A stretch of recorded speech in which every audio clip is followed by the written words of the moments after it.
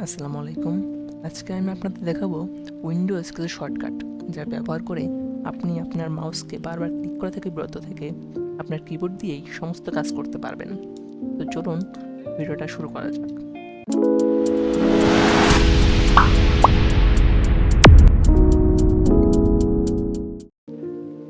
ওয়েবসাইটে কোনো কিছু লেখালেখির সময় আমরা চাইলে আমাদের সার্চ বারের লিঙ্কটা সিলেক্ট করতে পারি। তার জন্য সিম্পলি Ctrl+L বাটন প্রেস করতে হবে। এরপরে দেখবেন যে পুরো লিঙ্কটা সিলেক্ট হয়ে গেছে। এখন আপনি চাইলে কপি কিংবা পেস্ট করতে পারবেন। তো সার্চ করার জন্য এখন আমি অন্য কিছু সার্চ করে রেখেছি, চাইলে আমি অন্য কিছু সার্চ করবো এবং মাউস ব্যবহার না করে। এই জন্য আমরা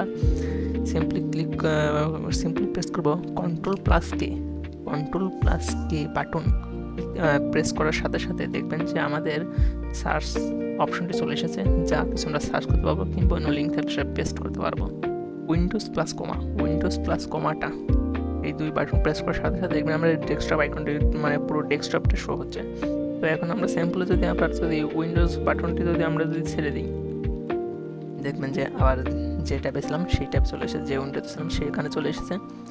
এবার আমরা যদি এখানে উইন্ডোজ প্লাস সেমিকোলন এই দুইটা যদি একসাথে প্রেস করি, তাহলে দেখবেন অনেক ইমোজি চলে এসেছে। অনেক ইমোজি, এগুলো আপনি আপনার নানা কাজে ব্যবহার করতে পারবেন। ধরুন যে আমার কোনো একটা ট্যাব কেটে গেছে, ধরুন যে আমার এই ট্যাবটা কেটে গিয়েছে। তো এই ট্যাবটা কীভাবে আমি ফিরিয়ে আনবো? তো সবারই একটা প্রবলেম যে ট্যাব কাজ করতে করতে হঠাৎ হাতে চাপ লেগে কিংবা মাউসে ক্লিক লেগে হঠাৎ ট্যাবটা কেটে যায়। তো এই জন্য আমরা সিম্পলি ক্লিক করবো Ctrl+Shift+T, যা ট্যাব ফিরে এসেছে।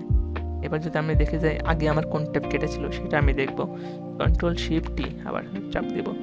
তো দেখছেন যে আমার এই ট্যাবটাও চলে এসেছে। তো যাই হোক, এই ছিল আজকের ভিডিওতে। তো দেখা হচ্ছে সম্পূর্ণ নতুন একটা ভিডিওতে। ততক্ষণ সবাই ভালো থাকবেন, সুস্থ থাকবেন। আসসালামু আলাইকুম। আর যারা এখন আমার চ্যানেলটি সাবস্ক্রাইব করেন নাই, অবশ্যই সাবস্ক্রাইব করে পাশে থাকা বেল আইকনটি প্রেস করে দিবেন। ধন্যবাদ সবাইকে ভিডিও দেখার জন্য।